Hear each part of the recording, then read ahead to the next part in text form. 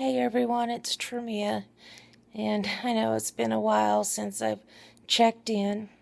I am at home now, and everything seems to be getting to where it's running smoothly. They have me set up in the living room. I have a hospital bed. I've finished all my IV therapies, so all those poles and all that kind of stuff is gone. They have me set up with home health care, in which I have a nurse and occupational and physical therapy. Physical therapy's on hold right now. Since I've been home, I've had 2 more compression fractures, which means I had 2 more surgeries. The last one being about a week ago. And I'm sitting here pretty sure I got another compression fracture, which means they did T5 and T4, and this would be T3, T2, or T1. I just have 3 vertebrae left that have not been operated on. I can't get into that doctor until Monday, which he's the doctor and the surgeon, and he'll do an MRI, and if he sees a fracture, he'll do the kyphoplasty, usually that same day, and you get immediate pain relief until another next one fractures. It's no fun. I believe it when they say that's the most painful fracture you can have. I totally agree. It puts you in bed. As long as I don't move, after about 30 minutes, the pain will settle down. But as soon as I start moving, when it's settled, it's at an 8. When I move, it goes to a level 10, just like that. And so I'm ready to get this looked and taken care of. Let's see what else. The physical therapies, I don't know if I already said it, but it's on hold until I can get better movement, get those fractures taken care of. Occupational therapy, we've been working, trying to get my circulation to flow and all of that kind of stuff. My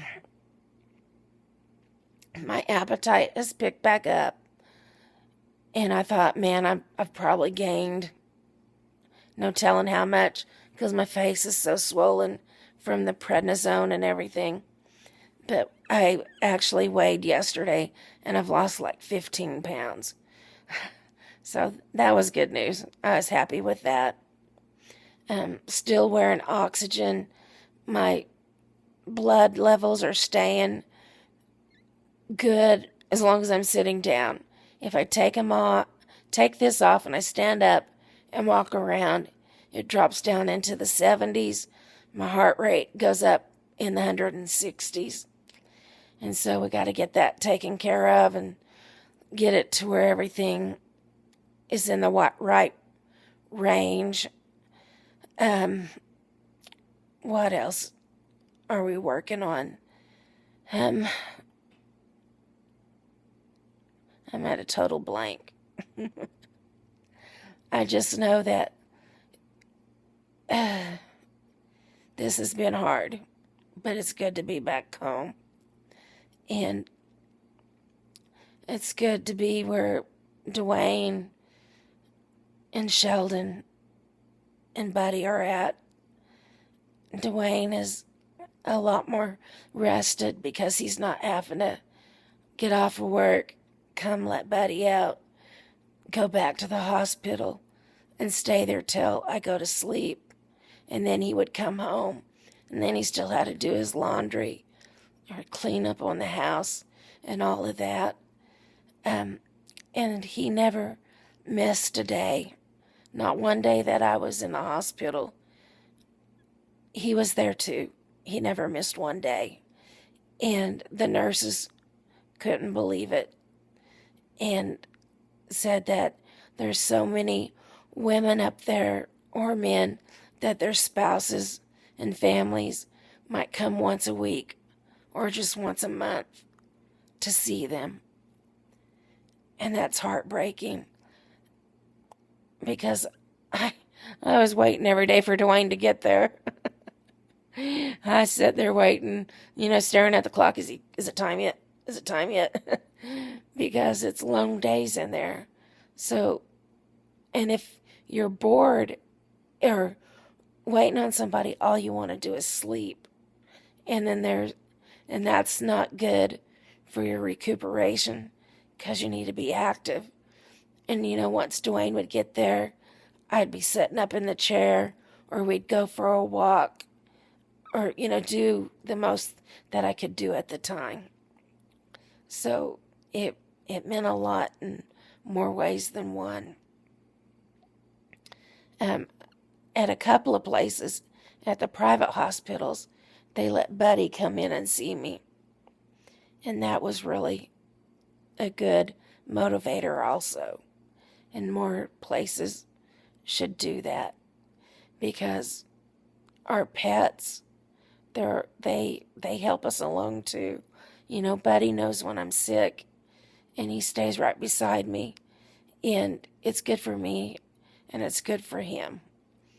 And I looked forward to the week or to the days that he got to come up and visit.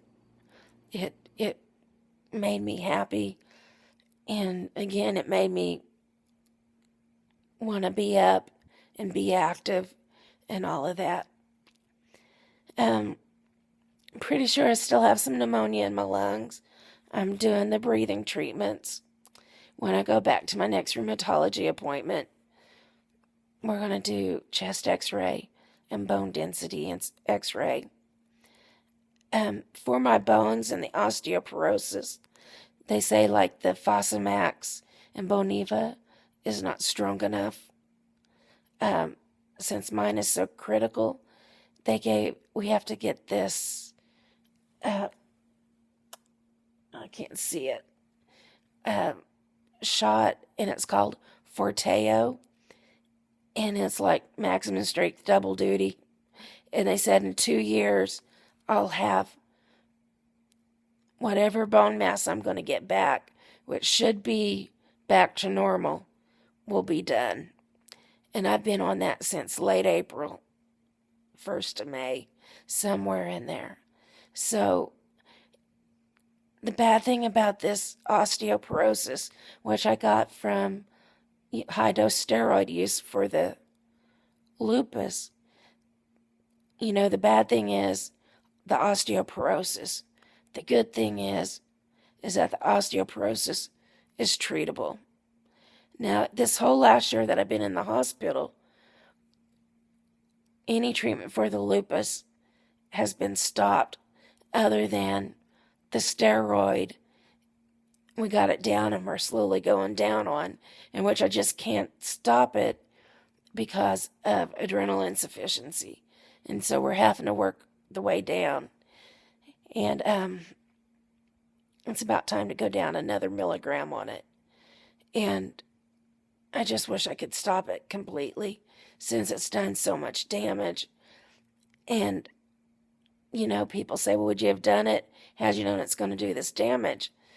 Well, when I did it at high doses, it was life-threatening situations. It was respiratory failure.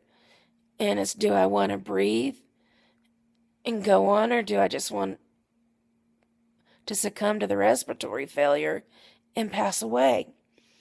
And the only option was the high-dose steroids. So they played their part. And now, we've got to make wise decisions, because there's still that steroid going in. Like I said, I want it to stop so there won't be any more damage to my bones. I'm not receiving any kind of infusion therapy or anything for the lupus. So, like, I've been having really bad lupus pain and rashes. I still get the IVIG therapy, which isn't for the lupus, but it's for my immune system. And I'm still doing that, which I have to, or I'll get a life-threatening infection, which I tried to go without it, and I got the infection. I gotta go. See you in the next video.